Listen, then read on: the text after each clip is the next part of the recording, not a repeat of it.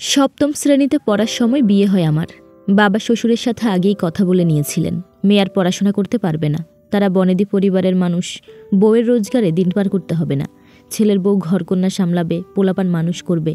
মেয়েদের পা বাইরে গেলে তাদের শেকল কেটে যায়। তখনও ভালো করে সংসার জ্ঞান আসেনি, অত শত বুঝতাম না। মা এই বিয়ের ঘোর বিরোধী ছিলেন, তবে বাবা তার কথা শোনেননি। ছেলে ভালো, পড়াশোনা শেষ করেই সরকারি চাকরি পেয়ে গেছে। 20 কাঠার উপর বিশাল বাড়ি, বছরের চাল ঘরেই তোলা থাকে। এমন সুযোগ কেউ হাতছাড়া করে নাকি? বিয়ের দিন সকালেও বই নিয়ে বসেছি।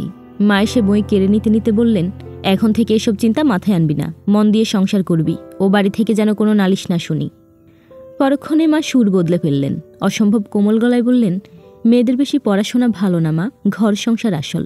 আমরা তোর ভালো চাই। কিছুই বলিনি, ভয়ে নিজেকে নিজের মধ্যেই গুটিয়ে নিয়েছি।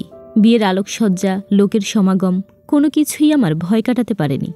এখনও মনে পড়ে, সে রাতে খুব বৃষ্টি পড়ছিল। চারদিকে ভিজে গন্ধ, কাদামাটি, বাচ্চাদের চিৎকার, সব কিছু মিলিয়ে খারাপ অবস্থা। দাদি শাশুড়ি বললেন, বউয়ের কপাল ভালো, শুভ কাজে বৃষ্টি হওয়া রহমতের লক্ষণ, মানে খুব সৌভাগ্যবান। বাসর রাতে মানুষটার সাথে প্রথম দেখা। চিপচিপে লম্বা শরীর, মেয়েদের মতো বড় বড় চোখ, কোমল কণ্ঠস্বর। কাক ভেজা হয়ে ঘরে ঢুকেছেন। আমার দিকে তাকিয়ে লজ্জায় পড়ে গেলেন। বিব্রত গলায় বললেন, কয়েকজন বন্ধু এসেছিল, ওদের আবার ফেরত যেতে হবে, এগিয়ে দিয়ে অবস্থা হয়েছে। কথাগুলো বলেই তোয়ালে হাতে বাথরুমে ঢুকে গেলেন। আমার ভয় তখনও কাটেনি। কিছুক্ষণ আগে বয়স্ক এক মহিলা এসেছিলেন। তিনি হঠাৎই আমার গায়ে হাত দিলেন। কুৎসিত গলায় বললেন, আমার ছোঁয়ায় এমন হলে বরের ছোঁয়ায় কি করবে মেয়ে? অবাক হয়ে প্রশ্ন করলাম, তিনি কি আমায় মারবেন? জবাবে কিছুই বলেনি, দাঁত চিবিয়ে হেসেছেন। হাসি দেখে রাগে শরীর জ্বলে যাচ্ছিল। দরজা খোলার শব্দে কেঁপে উঠলাম। বুকের উপর থুতু ছিটিয়ে দম খিঁচে রইলাম। উনি খুব হাসলেন। খাটের উপর বসতে বসতে বললেন, ভয় পেয়ে গেলে নাকি? ভীতু চোখে তাকালাম। তিনি অসম্ভব কোমল গলায় বললেন, দুঃখিত, আমার একটু সাবধান হবার দরকার ছিল। বর্ষাকালে কাঠের দরজা ফুলে গেছে, জোর হাতে না খুললে বাথরুমের দরজা খোলে না। জবাবে কি বলবো বুঝতে পারছিলাম না। এদিক ওদিক তাকাতে লাগলাম। সবাই ওনার পায়ে হাত দিয়ে সালাম করতে বলেছিল, তবে আমার ভীষণ লজ্জা করছে। মানিক সাহেব সরু চোখে তাকালেন, সহজ গলায় বললেন, শাড়ি গহনা পরে থাকতে অসুবিধা হচ্ছে? অসুবিধা হলে কাপড় বদলে নাও, বাথরুমে গিয়ে অজু করে এসো। উঠলাম, তবে বহু কষ্টে। পা যেন সীসার মতো জমে আছে। ব্যাগ থেকে 3 পিস বের করে নিয়ে বাথরুমে ঢুকলাম। উনি উঠে বাতি জ্বালিয়ে দিয়ে আবারও বিছানায় বসে পড়লেন। কাপড় বদলে অজু করে নিলাম। ভয় খানিকটা কেটেছে, তবে পুরোপুরি না। বাইরে আসতে দেখি উনি পাঞ্জাবি পরে আছেন, জায়নামাজ বিছিয়ে রেখেছেন। আমায় দেখে কোমল গলায় বললেন, তুমি নামাজ পড়তে পারো? হ্যাঁ সূচক মাথা দোলালাম। উনি বললেন, এসো আমার পেছনে দাঁড়াও। দুজনে মিলে নামাজ শেষ করলাম। উনি খানিকক্ষণ সূরা কালাম পড়ে মাথায় পু দিয়ে দিলেন। বাতি নিভিয়ে দিয়ে বললেন, অনেক রাত হয়েছে, ঘুমিয়ে পড়ো, রাত জাগলে শরীর খারাপ হবে। ঘুমিয়ে পড়ার আগ মুহূর্তে সব ভয় কেটে গেল। মনে হলো উনি খুব ভালো মানুষ। পরের দিন ঘুম ভাঙল বেলায়। চারদিকে আলো ফুটে গেছে। হাত মুখ ধুয়ে বিছানায় বসলাম। চারদিকে তাকিয়ে কিছু একটা খুঁজতে লাগলাম। না, মানিক সাহেব ঘরে নেই। ছোট একটা নিঃশ্বাস ফেলে বাইরে চলে এলাম। বাইরে আসতেই খেয়াল করলাম সকলে কেমন অদ্ভুত চোখে আমার দিকে তাকিয়ে আছে। শাশুড়ি মা কড়া গলায় বললেন, এই মেয়ে, তুমি 3 পিস পরেছ কেন? এই বাড়ির বউয়েরা সবসময় শাড়ি পরে, কার কথায় এই পোশাক পরেছ? নিচু গলায় বললাম, ওনার কথায়। উনি আবার কে, কার এত সাহস? হাত উঁচু করে ঘরের দিকে দেখালাম। দাদি শাশুড়ি হো হো করে হেসে ফেললেন। হাসতে হাসতে বললেন, উনি মানে বুঝতে পারছো না বৌমা, তোমার ছেলে বলেছে। শাশুড়ি মা চোখ মুখ শক্ত করে ফেললেন। বিরক্তি নিঃশ্বাস ফেলে নিজের কাজ করতে লাগলেন। দাদি শাশুড়ি বললেন, এই যে নাতবউ, শুধু কি রুপি আছে নাকি কাজকর্ম কিছু জানো? বাড়িতে তেমন কাজ করা হয়নি।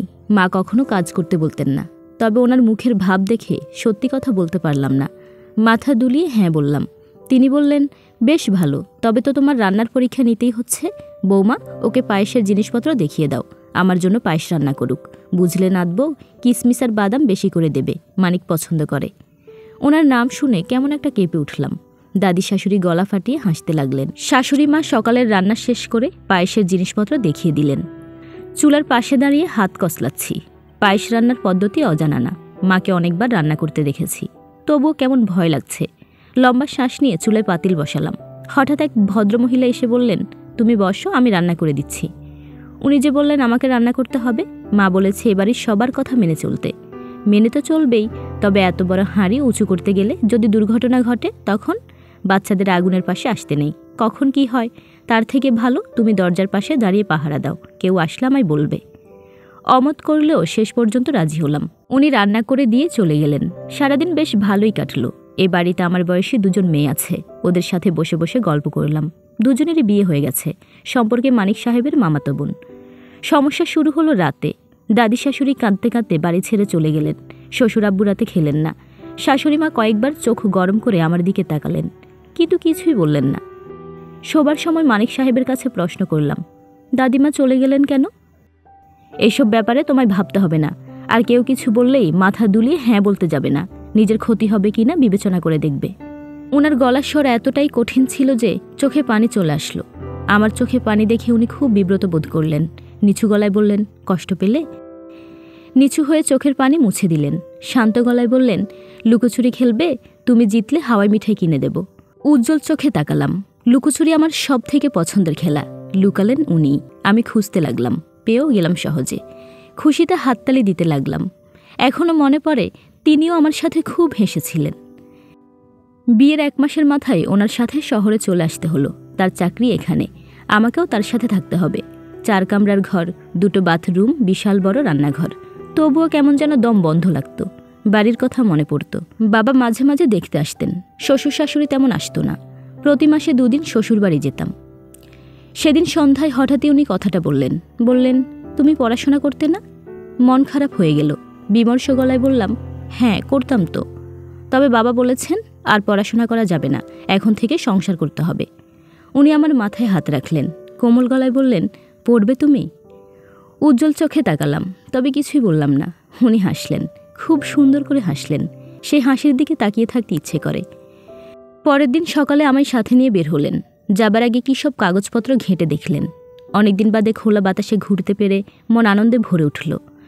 আনন্দের 16 কলা পূর্ণ হলো যখন বুঝলাম উনি আমায় স্কুলে ভর্তি করে দিয়েছেন। বাসা থেকে স্কুলের দূরত্ব খুব বেশি নয়, হেঁটে যেতে মিনিট 10 সময় লাগে। ভর্তির কাজ শেষে শহরের বাজারে ঘুরতে নিয়ে গেলেন। প্রয়োজনীয় কাগজপত্র কিনে দিলেন, 2 গোলাপ ফুলও কিনলেন। সারাদিন ওনার সাথে ঘুরলাম। মনে হচ্ছিল আজকে এই পৃথিবীতে আমার থেকে বেশি খুশি মানুষ আর নেই, একজনও না। বাসায় ফিরে ওনাকে জড়িয়ে ধরলাম। ঝলমলে গলায় বললাম, আপনি খুব ভালো। উনি যেন কেমন চোখে তাকালেন, হেসে বললেন, তাই নাকি? ভীষণ লজ্জা পেয়ে গেলাম। প্রথম দিকে দিনকাল খুব ভালো যাচ্ছিল। সকালে খুব ভোরে ঘুম থেকে উঠেই কাজকর্ম সেরে ফেলতাম। নববীর আম্মু এসে ভাত তরকারি রান্না করে দিয়ে যেত। খাওয়া দাওয়া সেরে উনি সাথে করে নিয়ে স্কুলে দিয়ে যেতেন।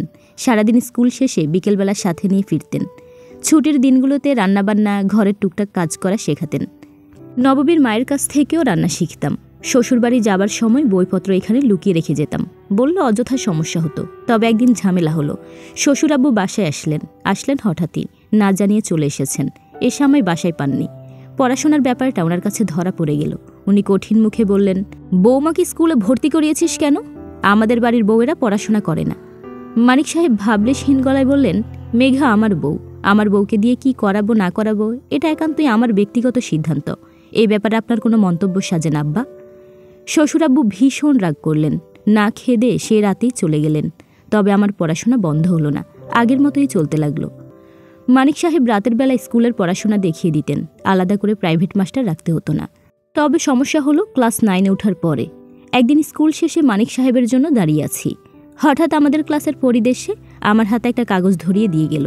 আমি কিছু বলতে যাব, এমন সময় দেখি মানিক সাহেব সামনে দাঁড়িয়ে আছেন। উনি চোখ মুখ শক্ত করে কাছে এসে দাঁড়ালেন। হাত থেকে কাগজটা নিয়ে পড়ে দেখলেন। কাগজটা টুকরো টুকরো করতে করতে বললেন, এই করতে স্কুলে পাঠাই আমি? এই করতে পাঠাই? ওনার গলার স্বর এতটাই কড়া ছিল যে কেঁপে উঠলাম। নিচু গলায় বললাম, আমি কিছু করিনি, ফরিদ দিয়েছে। উনি ভীষণ রেগে গেছেন। নিঃশ্বাসের শব্দ শোনা যাচ্ছে। আগে কখনো এতটা রাগতে দেখিনি। হাত ধরে টানতে টানতে বললেন, পড়াশোনা বন্ধ আজকে থেকে, কোনো স্কুল নেই। আব্বা ঠিক বলেছিল, বউদের মাথায় তুলতে নেই। সেদিন রাতে উনি ভাত খেলেন না। বিছানা বালিশ নিয়ে পাশের ঘরে চলে গেলেন। আমার দিকে ফিরেও তাকালেন না। বুঝলাম না আমার কি দোষ। আমি তো পরিদের সাথে কথা বলি না, কখনো বলিনি। ও এসে কাগজ দিয়ে গেলে আমি কি করব? নাকি কিছু করা উচিত ছিল? সেদিন সকালে প্রথমবারের মতো সব কিছু নিজের হাতে রান্না করলাম। গরুর গোস্ত ভুনা, চাপা শুটকি ভর্তা, লাউ, চিংড়ি। খাবারগুলো টেবিলে সাজিয়ে ওনাকে ডাকতে গেলাম। গিয়ে দেখি উনি অফিসে যাবার জন্য তৈরি হয়ে আছেন, মুখ ফোলা ফোলা, চোখ লাল হয়ে আছে। দেখে খুব কষ্ট লাগছিল। কিছু বলবো তার আগে উনি পাশ কাটিয়ে চলে গেলেন। সেদিন আর স্কুলে নিয়ে গেলেন না। একা একা ঘরে বসে রইলাম। সারাদিন কেমন কেটেছে জানি না। মনে হচ্ছিল আমার কিছু নেই, সব কিছু শেষ হয়ে গেছে। কাঁদতে কাঁদতে দম আটকে যাচ্ছিল। উনি ফিরলেন রাত করে। বাড়ি ফিরতেই ওনার পা জড়িয়ে কাঁদতে শুরু করলাম। কাঁদতে কাঁদতে বললাম, বিশ্বাস করেন আমি ওর সাথে কথা বলি না, কখনোই না, সত্যি বলছি। উনি কিছুই বললেন না, পা ছাড়িয়ে দিলেন। পরক্ষণে শক্ত করে জড়িয়ে ধরলেন। ভেজা গলায় বললেন, দুঃখিত, আমি জানি তুমি কিছুই করনি, তবে আমার সহ্য হয়নি, কারো পাশেই সহ্য হয় না। আমায় একটা কথা বলো তো, অমন সুন্দর করে কখনো আমার নাম নিয়েছ? কখনো ডেকেছ আমায়, কিংবা ওইভাবে তাকিয়েছ? কি বলবো বুঝে উঠতে পারলাম না। তবে বুঝলাম আমার বয়স বেড়েছে, এখন আর বাচ্চা সুলভ আচরণ মানানসই হবে না। প্রতিটা কাজ খুব বুঝে শুনে করতে হবে। আমি অবিবাহিত নই। কেউ পছন্দ করলেই তাকে সহানুভূতি দেখাতে যাওয়া যাবে না। বিবাহিত মেয়েদের বয়স খুব দ্রুত বাড়ে, বড়দের সাথে মিশতে মিশতেই বাড়ে। অনার্সের 2য় বর্ষ পরীক্ষার শেষ দিন জানতে পারলাম সংসারে নতুন অতিথি আসছে। মানিক সাহেবের খুশি দেখার মতো ছিল। এই হাসছেন তো এই কাঁদছেন, তার মেয়ে লাগবে, নামও ঠিক করে রেখেছেন। শ্বশুর শাশুড়ি, মা বাবা সবাই ভীষণ খুশি। এতদিনের যত অভিযোগ সব যেন ধুয়ে মুছে গেছে। শাশুড়ি মা নিজের গলা থেকে সোনার চেন খুলে পরিয়ে দিলেন। সময় থেমে থাকে না। দেখতে দেখতে মেয়ের বয়স 4 বছর। মেয়ের জন্য 1 বছর গ্যাপ হয়ে গেছিল ঠিকই, তবে পড়াশোনা শেষ করেছি। একদিন খুব শখ করে বললাম, আমার শিক্ষক হতে ইচ্ছে করে, বাচ্চাদের পড়াতে খুব ভালো লাগে। মানিক সাহেব নিজের হাতে ফর্ম তুলে আনলেন। হুমকি সুরে বললেন, পরীক্ষায় ডাব্বা মারলে তো বুঝেছ। নতুন করে পড়াশোনা শুরু করলাম। ভাইবা পরীক্ষার দিন ভয় করছিল খুব। মানিক সাহেব সাহস দিয়ে পরীক্ষা দিতে পাঠালেন। উনি নিজেই আসতেন, অফিসের কাজের জন্য আসতে পারলেন না। পরীক্ষা ভালোই হয়েছিল, তবে সবার কপালে সুখ সহ্য হয় না। পরীক্ষা দিয়ে বাড়ি ফিরে দেখি মানিক সাহেবের নিথর দেহ মেঝেতে পড়ে আছে, সারা শরীর রক্তে মাখামাখি। অফিস থেকে ফেরার পথে গাড়ি অ্যাক্সিডেন্ট করেছে, স্পট ডেড। পৃথিবী যেন থমকে গিয়েছে। পাখিরা গাইতে ভুলে গেছে, ফুলের কলি শুকিয়ে গেছে। আমার বাগানে আর কখনো ফুল ফুটবে না, পাখি গাইবে না। চাকরির ফলাফল বের হলো, চাকরি পেয়ে গেছি। তবে জড়িয়ে ধরে আনন্দ করার মানুষ নেই। শ্বশুরাব্বুর জোরাজুরিতে চাকরিতে জয়েন করলাম। শোক সামলাতে বেশ কয়েক বছর সময় লাগলো। এখন আর হুটহাট কেঁদে উঠি না। স্কুলে ক্লাস করি, মেয়েকে পড়াই। একদিন হঠাৎ বাবা আসলেন। খানিকটা ইতস্তত করে বললেন, অনেক দিন হলো, এবার ভবিষ্যতের কথা চিন্তা কর। কি চিন্তা করব? তোর মামা বলছিল একটা ভালো ছেলে আছে, তার সাথে তোর বিয়ের ব্যাপারটা। চিন্তা কিসের? তুই নিজে রোজগার করিস, মেয়ের ভরণ পোষণে সমস্যা হবে না। নয়না না হয়ে আমাদের কাছেই রইল। শান্ত চোখে তাকালাম। বরফ শীতল কণ্ঠে বললাম, মানিক সাহেব আমায় স্কুলে ভর্তি করে দিয়েছিল, পড়িয়েছে, চাকরির ব্যাপারেও অমত করেনি। আপনি কি করেছেন আব্বা? ক্লাস 7-এ পড়ুয়া 14 বছরের মেয়েকে বিয়ে দিয়ে দিয়েছেন। পড়াশোনার ব্যাপারে কোনো সুযোগ রাখেননি। আজ মানিক নেই, তবে আপনি কোন মুখে বিয়ের কথা বলতে এসেছেন? সেদিন যদি মানিক আমায় না পড়াতো, চাকরি না থাকতো, আজ আমার বিয়ের জন্য ভালো ছেলে খুঁজে পেতেন কি? পেতেন না। একটা কথা বলি আব্বা, জানি বেয়াদবি, তবুও বলি, তাকে ছাড়া আর কাউকে ভালোবাসা যায় না, কাউকেই না। আপনি দ্বিতীয়বার এই ধরনের প্রস্তাব নিয়ে আমার কাছে আসবেন না। আসলে আমি ভুলে যাব আপনি আমার পিতা। বাবা বেরিয়ে গেলেন, মাথা নিচু করে বেরিয়ে গেলেন। তবে আমার কিছুই করার নেই। দ্বিতীয়বার কিছু ভাবার সুযোগ নেই। হয়তো দ্বিতীয়বার ভালোবাসা যায়, তবে আমার জন্য তাকে ছাড়া আর কাউকেই ভালোবাসা যায় না, কাউকেই না।